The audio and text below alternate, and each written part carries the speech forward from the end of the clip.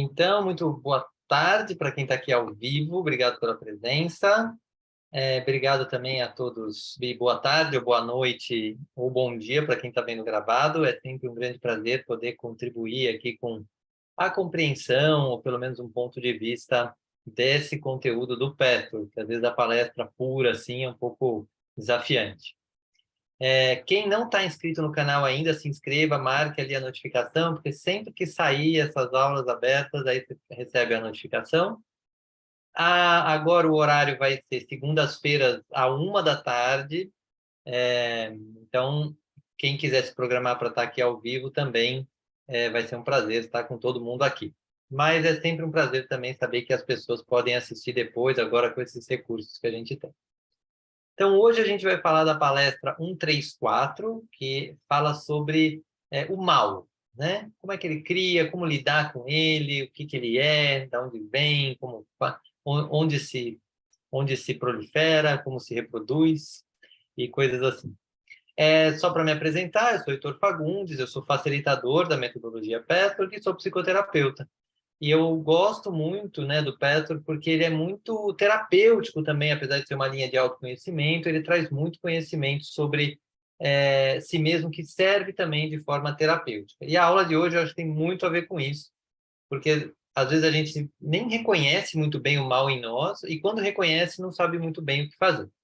Então essa é a ideia da aula de hoje. Eu gosto sempre de trazer aqui uma breve explicação do Petro, para quem talvez esteja tendo esse contato pela primeira vez. Então, o Petro é um caminho de autoconhecimento de origem espiritual, então as palestras foram canalizadas por uma médium chamada Eva Pierracos, mas que fala dos temas da vida humana, nosso dia a dia, por exemplo, o mal em nós. Esse conteúdo é organizado pela Petro Foundation nos Estados Unidos, que tem o copyright e autoriza o Petro Brasil a utilizar esse material dentro de normas estabelecidas.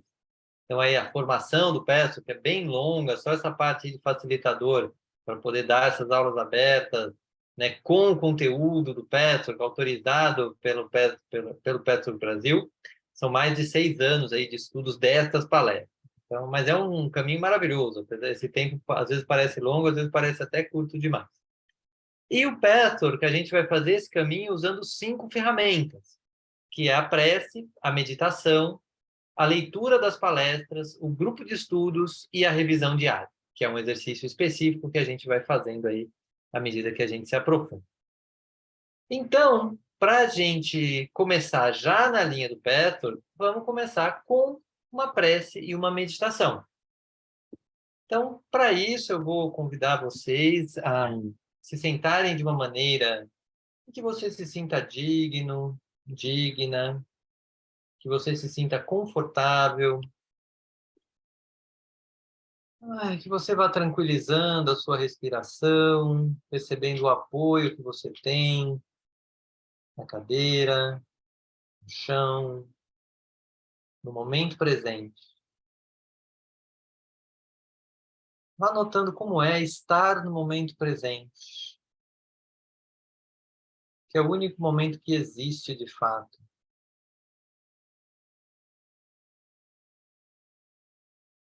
Deixe sua respiração solta, sem exigências, sem pressa para chegar em lugar nenhum, nem para voltar para nenhum lugar.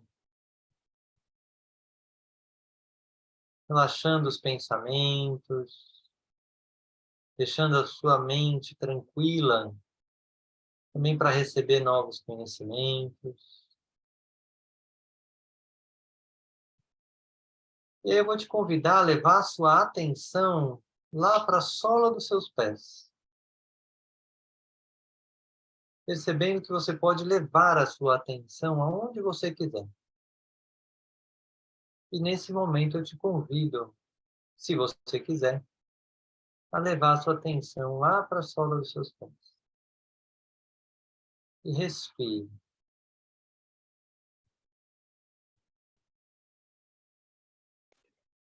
Vá levando a sua atenção aos seus pés como um todo,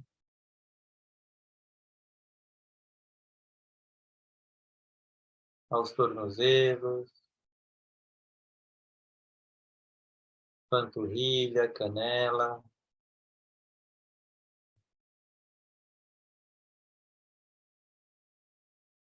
Vá levando a sua atenção aos seus joelhos, coxas, quadril.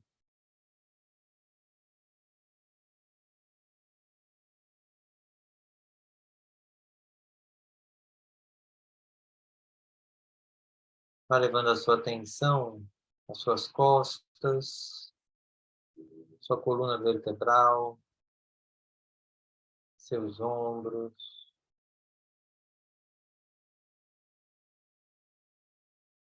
Vá levando a sua atenção à sua barriga, ao diafragma, ao peito, aos braços, às mãos. Vai levando a sua atenção ao seu pescoço, à sua cabeça, desde a parte de trás, da nuca, até o rosto e as orelhas, chegando ao topo da sua cabeça. E vai se dando conta de que você tomou posse e consciência de todo o seu corpo.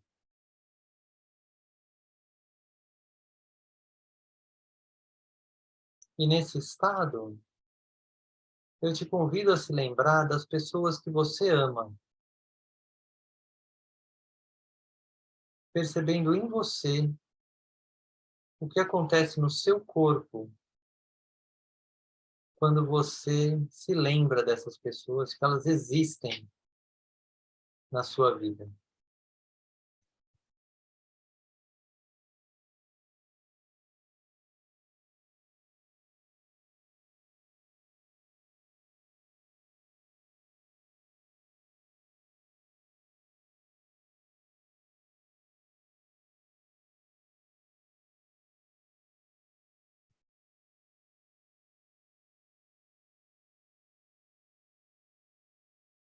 E vá se dando conta das pessoas que você sente que te amam.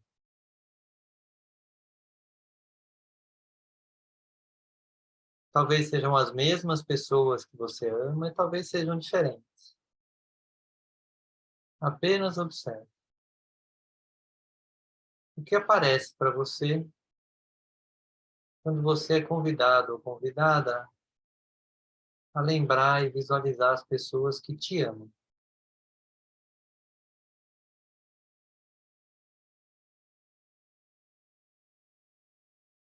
E nesse estado, conectado com o sentimento de amor, vamos criando aqui uma esfera com esta energia do amor.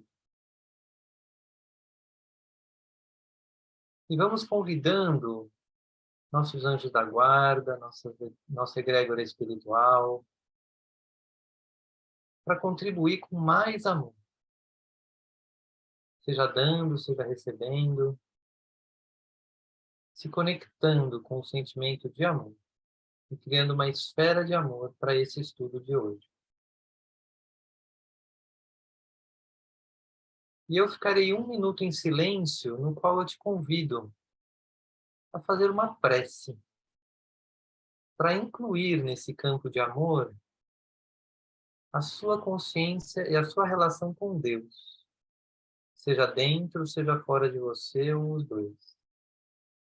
Apenas a sua prece nesse minuto de silêncio.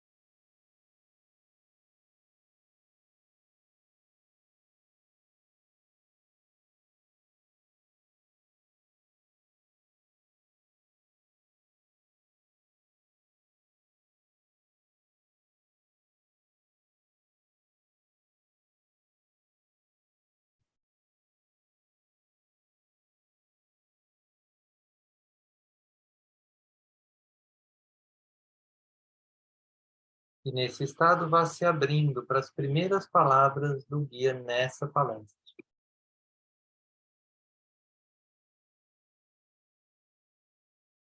Saudações, meus queridos amigos. Que esta palestra possa mais uma vez ser proveitosa e, portanto, uma bênção para vocês. Que estas palavras iluminem e esclareçam as suas iniciativas na busca da liberação. E com isso, vamos finalizando essa prece, essa meditação, para começarmos a aula. Todo mundo bem? Chegou a Rosa aí, bem-vinda, Rosa.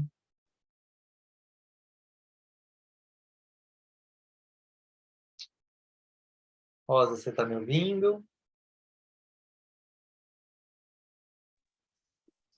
Estou sim. Ah, Obrigada. ok, muito bem-vindo. Vamos lá. Então, quem poderia ler esse primeiro slide?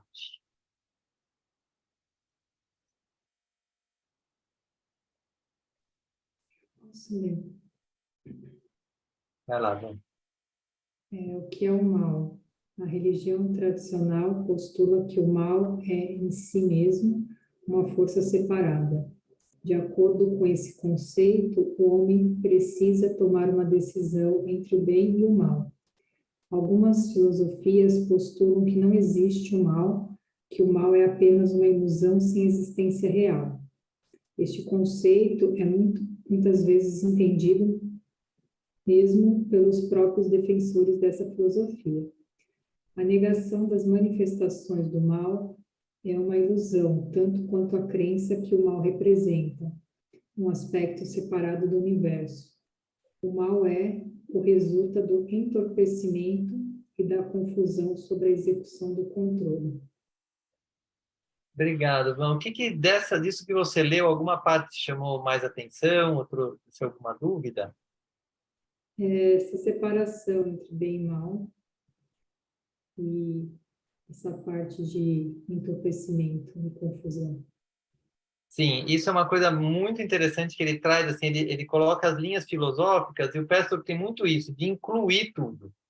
Então, ele fala que tem muitas religiões, né, e linhas que falam assim, existe uma luta entre o bem e o mal, como se fossem forças opostas e separadas. E aí, por outro lado, e ele vai trazer que não, que apesar de serem forças diferentes, elas estão conectadas. Isso a gente vai ver mais para frente. Mas ele também traz essa questão de que tem certas filosofias que não, o mal não existe de verdade. Mas mesmo esse conceito às vezes não é tão bem conhecido, né, entendido e explicado.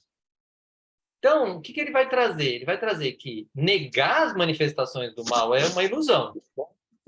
Mas, ao mesmo tempo, acreditar que o mal representa um aspecto separado também está errado. Tá? As duas coisas são ilusões. E aí, entrando mais na nossa percepção, né, do que como é o mal na gente, ele fala que resulta de duas coisas. O entorpecimento, que a gente vai explorar um pouco mais, e uma confusão sobre o tema do controle, que a gente vai explorar um pouco mais também. Tudo bem? Então, quem poderia ler a parte do entorpecimento?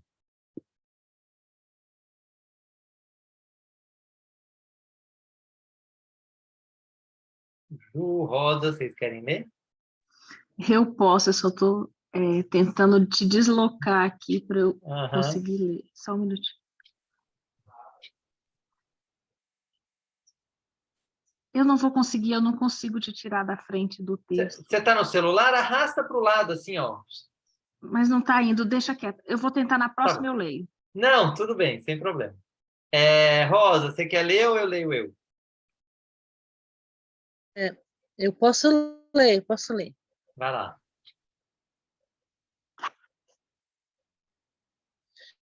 Se pensarem nos mecanismos de defesa que tantas veem em funcionamento na psique humana, entre Rosa, desculpa te entorpecimento e mal interromper. fica Rosa, desculpa te interromper. Está mandando cortando um pouco? Eu vou ler eu aqui, tudo bem?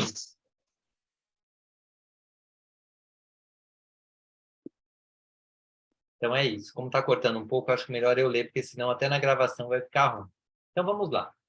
O entorpecimento. Se pensarem nos mecanismos de defesa que tantas vezes vêm em funcionamento na psique humana, a ligação entre o entorpecimento e o mal ficará mais clara. A criança que se sente ferida, rejeitada, desamparadamente exposta à dor e à privação, encontra muitas vezes no entorpecimento dos sentimentos a única proteção contra o sofrimento.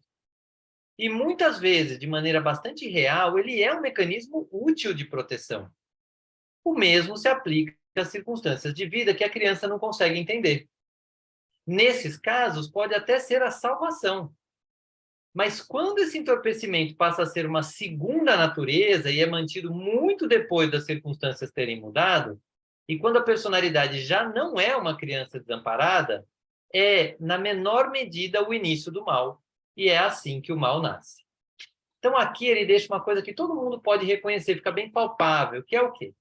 Quando a gente é criança, o mundo nos causa sentimentos ruins. A gente se sente inseguro, impotente, triste, com raiva, né? Assim, com vários sentimentos que o mundo não acolhe de muitas formas, do jeito que a criança gostaria. Isso causa uma ferida na criança. Quando causa essa ferida, o que a criança faz? Nós todos fizemos isso quando criança. A gente entorpece. A gente sai ou para rebeldia, ou para agressividade, para submissão, ou até para desconexão mesmo. Não estou sentindo nada. E vai entorpecendo os sentimentos. Fazer isso quando criança é saudável, porque a criança não é um adulto autônomo. Então, ela depende dos pais, ela depende de muitas coisas. Então, tudo bem. Qual que é o problema? É quando a pessoa mantém isso já não sendo criança mais. Então, a gente, adulto, acaba fugindo de sentir, fugindo de conhecer os sentimentos, e aí nasce o mal. Porque eu estou usando uma ferramenta, uma defesa, no momento que não é para usar, que ela não é útil. Faz sentido? Muito. Você vê como é simples. O Petro deixa tudo muito simples. Às vezes até simples demais, as pessoas têm que entender. Mas vamos lá, alguém mandou mensagem aqui. A internet da Rosa está ruim. Tá. Então, vamos lá. Não sei se a Ju consegue ler ou quer ler só na próxima aula. Aí a gente vai seguindo aqui, eu e a Van. Na próxima, por favor. Eu estou Tá meio... bom. Tranquilo. Van, você pode ler esse? 3 estágios do entorpecimento. Primeiramente, existe o entorpecimento para o eu como mecanismo de proteção. O segundo é o entorpecimento em relação aos outros. Nesta etapa, é uma atitude passiva de indiferença. Permite que a pessoa veja os outros sofrer sem sentir nenhuma angústia. Grande parte dos males do mundo tem origem nesse estado de espírito. Por ser menos flagrante a longo prazo, é mais prejudicial, pois a crueldade efetiva suscita reações contrárias mais rápidas. O terceiro estágio é a prática ativa da crueldade.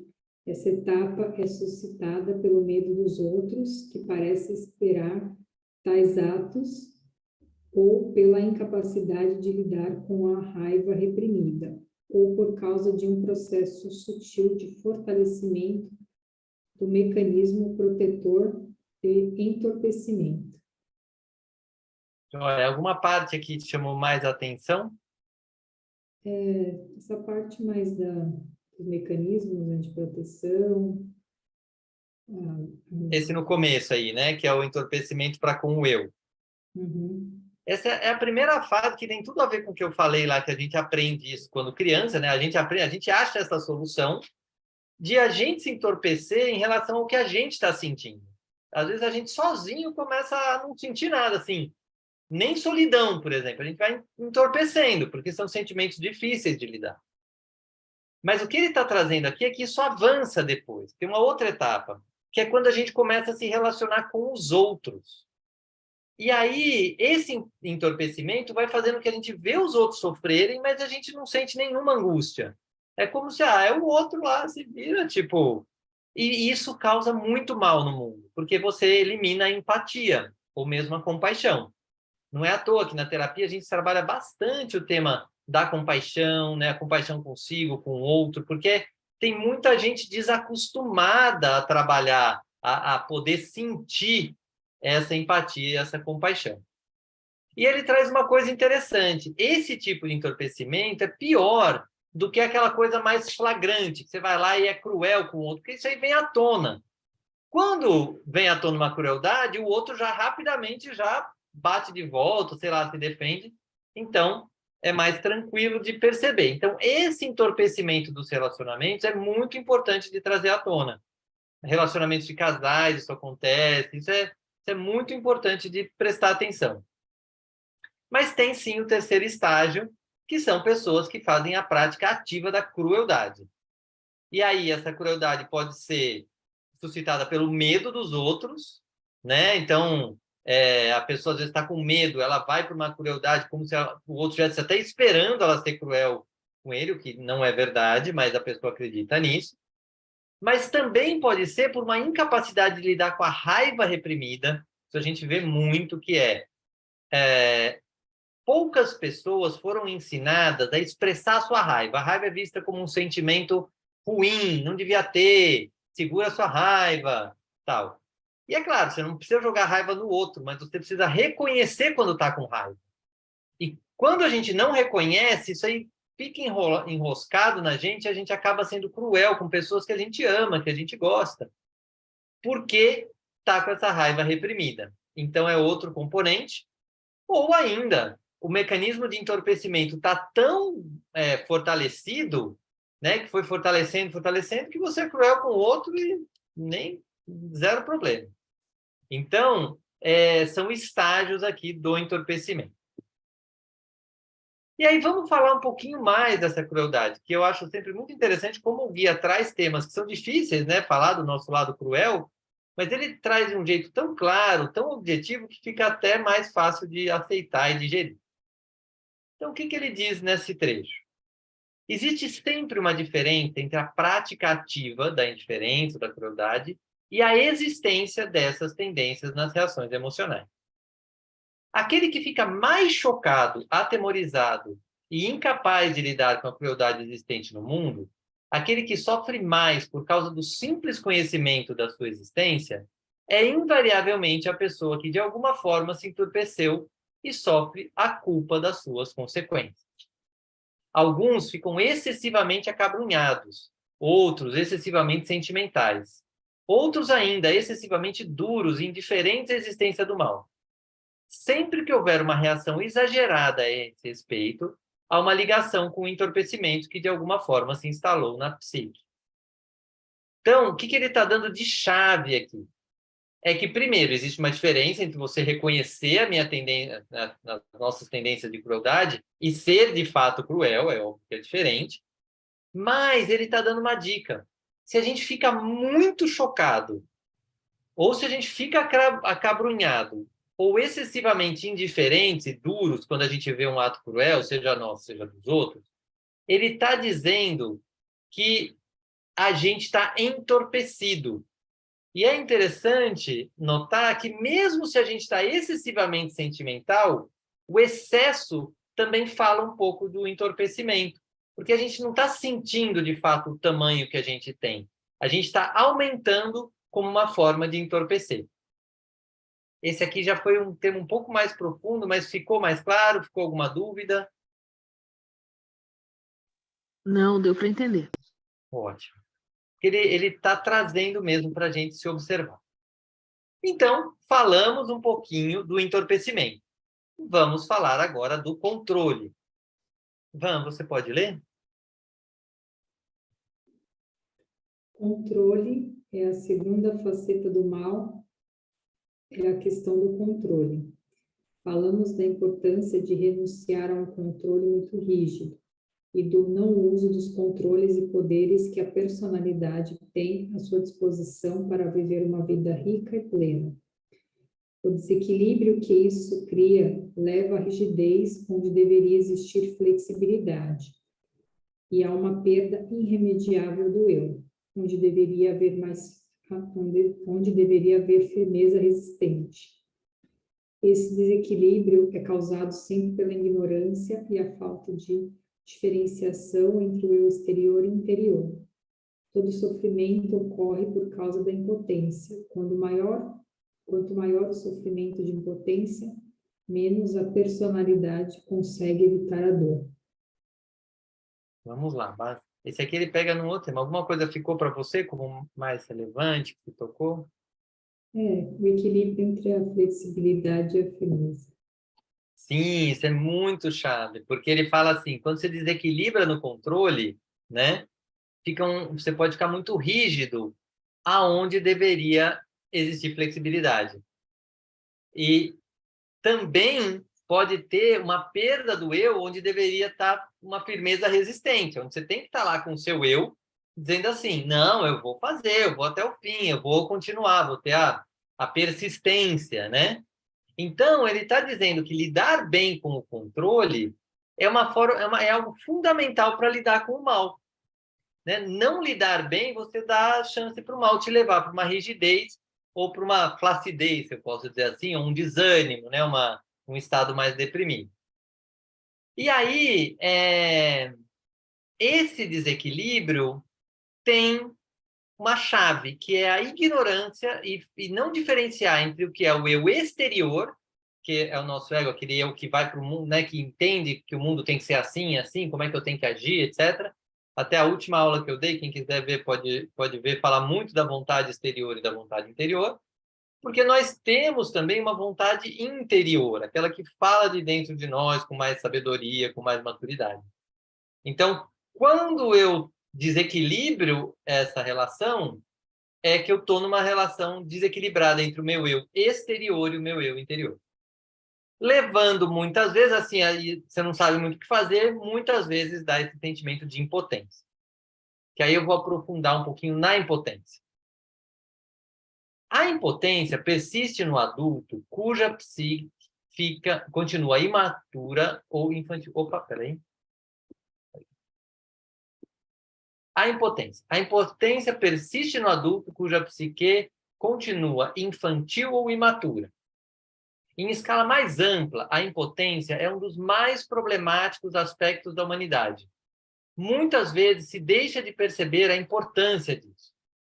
O homem se sente impotente até mesmo em relação ao seu corpo, aos seus processos psíquicos e à vida. Há uma área considerável sobre a qual o homem tem controle. Essa área corresponde ao grau em que o homem já encontrou seu eu interior ou eu real. Onde há distorção e o eu real está oculto da consciência externa, aí termina o controle. É nesse momento que o homem se sente impotente, fraco e temeroso. Então, olha como o guia consegue destrinchar aqui o tema da impotência em alguns pontos bem importantes. Então, a noção de impotência, se em alguma área da vida você está se sentindo impotente, existe um lugar imaturo.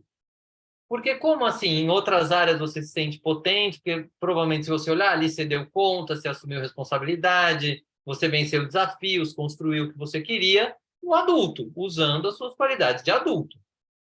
E ali não tem impotência, porque você sabe o que você precisa fazer. E aqui tem impotência. E a impotência, ela pode se apresentar, por exemplo, em relação ao corpo. Você fala, não, isso no meu corpo eu não tenho como mudar. Nem como aceitar também. Eu sou impotente em relação a alguma coisa do corpo. Pode ser também em relação aos processos psíquicos. Eu não consigo parar meus pensamentos, eu não tenho capacidade, eu sou impotente em relação a isso. Ou talvez até em relação aos emocionais. Não, eu preciso ficar nesse luto por mais 3 anos, porque eu não consigo fazer diferença. Então, tudo que não consigo, tal, traz a impotência. E a vida como um todo. Não, na minha vida não dá para mudar isso, etc. Então, a impotência se torna um grande mal para a nossa humanidade. E aí ele está trazendo a consciência do balanço, que é assim, não, tem uma área onde você não é impotente porque você sabe que tem controle. Essa área você já encontrou o seu eu interior, o seu eu mais sábio. E em outras áreas não encontrou ainda. E tudo bem. Você vai trabalhar, a gente, né, no Petro vai estudar essas áreas, vai ver, opa, onde é que está a distorção? Por que esse lugar não está andando? E você vai trabalhar sabendo que você não é impotente. Pelo contrário, você é potente a ponto que você chegou na frente dele e vai lidar com ele. Faz sentido? Veio alguma dúvida? Não, não veio dúvida e faz sentido, sim.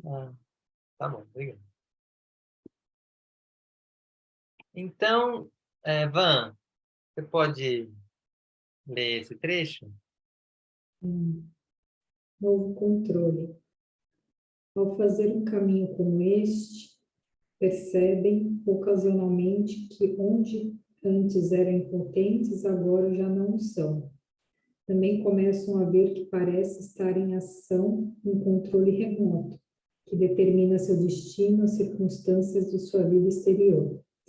Vocês percebem que o seu controle se amplia, sentem que as áreas de não controle recuam.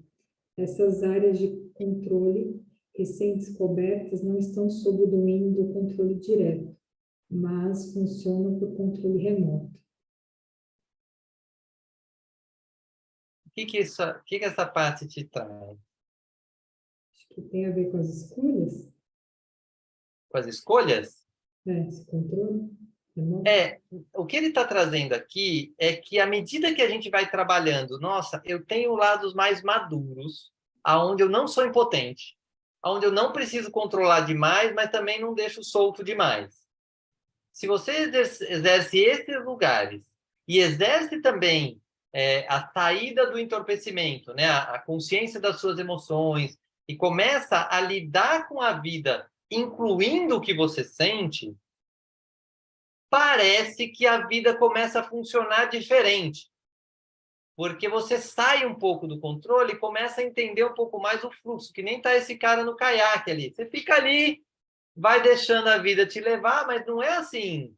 Se você precisar, você bota o remo no rio e ajusta, porque você já sabe, você está no adulto. Então, você consegue este equilíbrio entre deixar a vida fluir, mas sabendo que você não é impotente. Pelo contrário, você consegue ali se ajustar se alguma coisa acontecer. Então, aí eu queria passar uma rodada aqui, nós três, quem está aqui, né? Nós quatro, mas eu já falei um pouco, a Van já falou um pouco, Ju, Rosa, pegando tudo que foi falado, a gente passou pelo entorpecimento, pelo controle, por esse novo controle, vamos dizer assim, né? Um controle do adulto. O que está ficando, assim, dessa aula para vocês?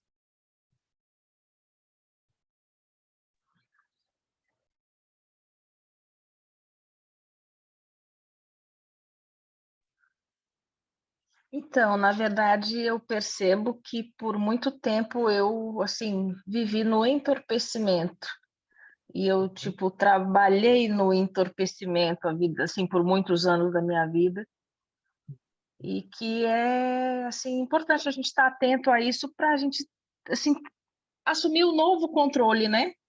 E sair da criança, sair do entorpecimento e para ter controle da sua própria vida, das suas atitudes, né? Das suas decisões. Eu pensando agora no que você está falando, para mim é como se fosse um passo a passo, né? Sem dúvida, o primeiro passo é você pelo menos se convidar a sair do entorpecimento. O que eu estou sentindo? Porque aí você consegue até sentir a impotência. Porque se você entorpece até a impotência, você não vai fazer nada, você vai ficar, né, entorpecido seguindo. À medida que a gente começa a fazer um caminho como esse, começa a falar, opa, posso sair do entorpecimento, o que eu estou sentindo, o que eu quero para a minha vida? Naturalmente, você vai encontrar dificuldades e vai ver se você se sente animado, se você se sente impotente. E aí você passa para um estágio de tomar inclusive tem um estágio que a gente aí tenta controlar tudo, às vezes também tem esse estado, onde a gente tenta ser rígido demais, E se a gente está entorpecido, a gente nem vai notar isso. Então, se o entorpecimento baixou um pouquinho, a sua sensibilidade começa a aumentar e fala, opa, aqui eu estou rígido demais, está me fazendo mal. E está fazendo mal para as pessoas que eu gosto.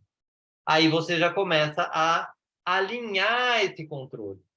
E aí você vai chegando na sua forma adulta de exercer o controle em algumas coisas e soltar em outras e ver o que acontece. Se bobeou, você reajusta e vai. Obrigado, Ju. E para você, Rosa, alguma coisa fica disso que a gente está falando até aqui? Ah, você já colocou aqui no chat. Peraí, vou por aí. Foi bom perceber a relação entre o entorpecimento e o controle, como isso leva a uma percepção de separação e, consequentemente, do mal. Exatamente. E aí, o que ele está lembrando do mal? Porque, às vezes, a gente fica muito nesse bem ou mal, é que o principal mal, onde o mal nasce, é onde a gente mantém o entorpecimento e o controle disfuncional, onde não precisa. Isso é o mal. Porque você até ter um entorpecimento onde é necessário, né, quando criança, por exemplo, ali tudo bem, ali não era mal, ali era necessário. Mas depois de adulto não precisa mais. E aí isso é, para o tema da palestra, essa é uma chave importante. Muito bem. Então, eu vou convidar vocês a gente fechar um pouco os olhos, para a gente ir fazendo o fechamento dessa palestra e ver como é que a gente absorve aí essa energia dessa palestra. Tudo bem? Então, eu vou convidar vocês a fecharem novamente os olhos, inspirarem e expirarem tranquilamente. E podem ir se lembrando daquele campo que nós estabelecemos no início da aula. Aquela esfera de amor. Lembrando de todas as pessoas que você ama, as pessoas que amam você,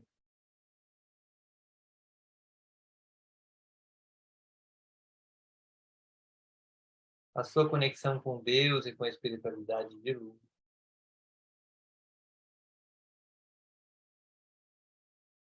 Que te trouxe também para assistir essa aula. Que você veio no fluxo da vida e chegou até aqui, sem tanto controle, mas chegou. E veja como isso é real.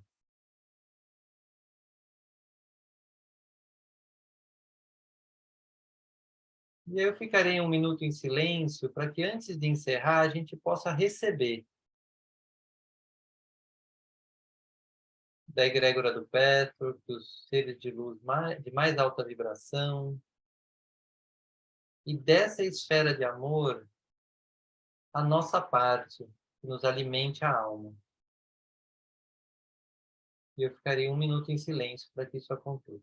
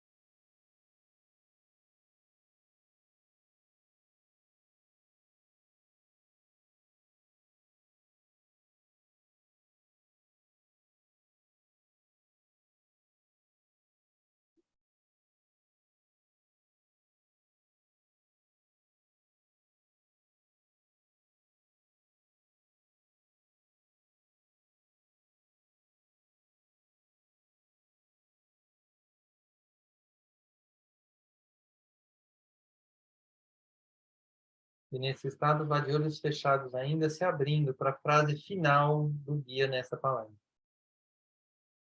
A medida da realização das faculdades interiores depende da soma total da sua consciência, das suas crenças, dos seus conceitos, das suas expressões. Tudo isso, por sua vez, depende do grau de liberdade do ser interior para manifestar-se, ou da medida em que ele estiver obstruído. Fiquem em paz, fiquem com Deus. E nesse estado, eu convido você a se perguntar: qual foi o principal aprendizado desta aula?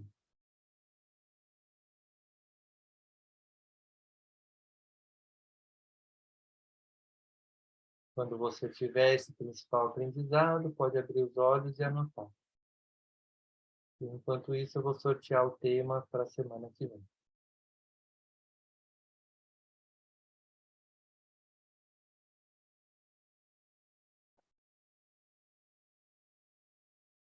Todo mundo já anotou? Querem falar o principal aprendizado?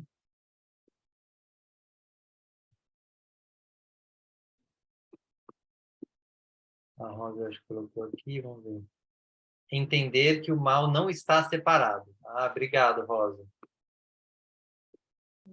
Também ficou essa questão do equilíbrio entre a flexibilidade e a rigidez. Ótimo, muito bom. Ju?